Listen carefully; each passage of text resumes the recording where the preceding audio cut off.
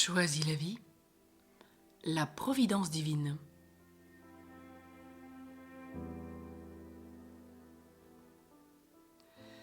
La providence prévoit ce qui peut m'advenir de fâcheux et tente de m'en avertir.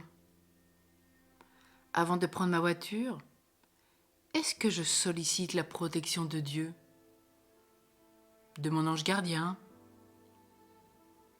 Suis-je vigilant?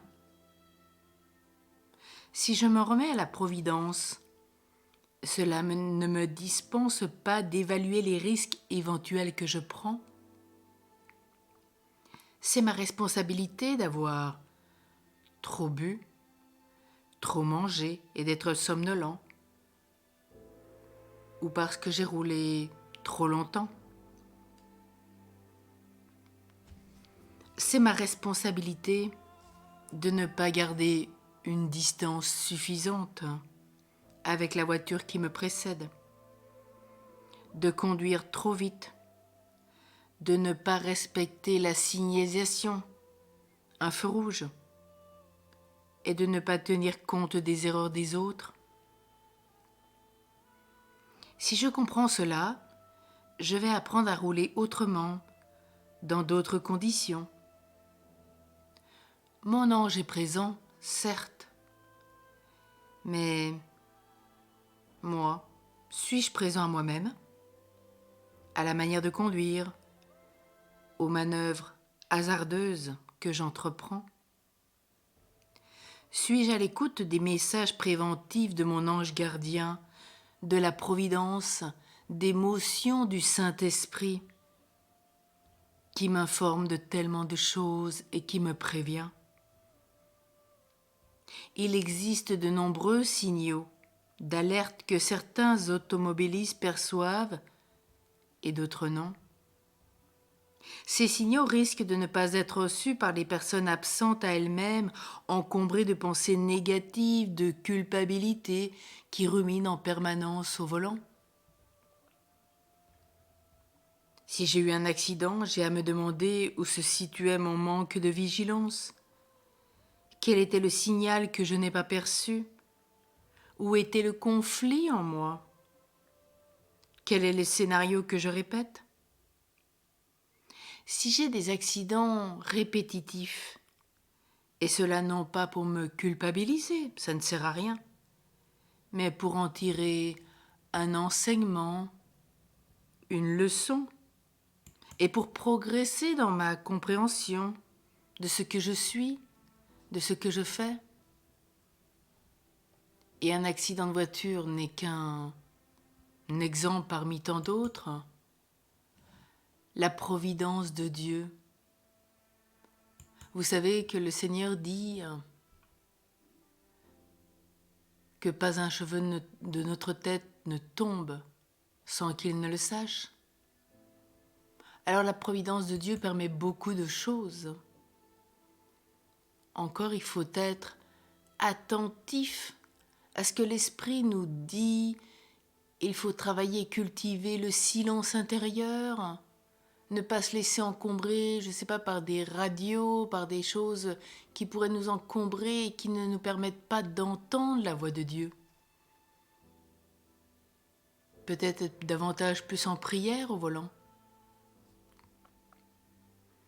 Et nous le savons, comme nous rappelle saint Paul dans son épître aux Romains, nous savons du reste que toute chose concourt au bien de ceux qui aiment Dieu, de ceux qui sont appelés selon son dessein. C'est un témoignage extraordinaire de saint Paul qu'il nous laisse. Un homme dont la vie ne fut qu'une suite de souffrances et d'épreuves. Lisez saint Paul. Vous verrez, sa vie est épine et charde, naufrage, la faim, la soif, les souffrances, la bastonnade, etc., etc. Il a connu une multitude d'épreuves. Et c'est bien dans son chapitre 8, ce verset 28, où il prononce cette phrase que vous avez sous les yeux. Ce verset biblique, il dit bien « nous savons », c'est l'apôtre. Il n'a pas dit « je suppose, je pense, je crois », mais il dit bien « nous savons ». C'est une certitude qu'il base non seulement sur ses expériences personnelles, mais aussi sur la révélation même de Dieu. Et il dit bien toute chose, non seulement quelques faits ou événements saillants de notre vie ou dans la vie du monde en général, mais toute chose. Ces deux mots englobent toute l'évolution de l'histoire de l'humanité, ainsi que tous les événements, grands et petits, que connaît le simple chrétien. Concours au bien, en dépit de tout malheur, tribulation, affliction qui peuvent s'abattre sur l'homme. Dieu ne permettra jamais que le mal prenne une emprise absolue sur lui. Le Christ est ressuscité, il a vaincu la mort, la souffrance, le péché, le mal, il a tout changé, transformé, tout vaincu. En fait, cette promesse nous assure du fait de Dieu qui se sert de n'importe quelle circonstance, qu'elle soit agréable, désagréable. Dieu se sert de tout,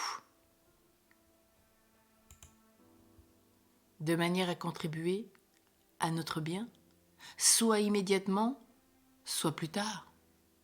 Et de ceux qui aiment Dieu.